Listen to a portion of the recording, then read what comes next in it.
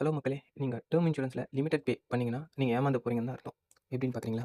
Let's say நீங்க வந்து ஒரு டெர்ம் இன்சூரன்ஸ் எடுக்கிறீங்க. அது வந்து 10 இயர்ஸ் லிமிட்டட் பே யூஸ் பண்றீங்க அப்படின்னா, 2797 பே பண்றீங்க. வேறஸ் நான் வந்து இந்த லிமிட்டட் பே வேணான்னு சொன்னா 1083 பே பண்ணா போதும் பெர் மந்த்துக்கு.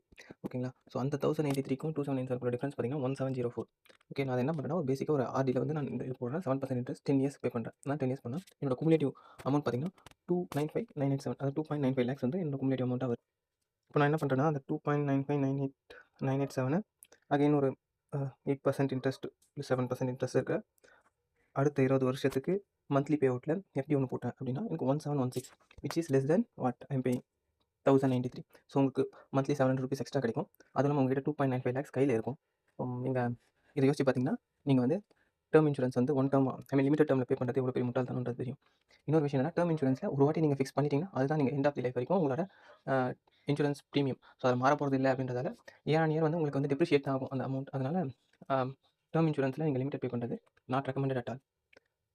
That's all. Thank you.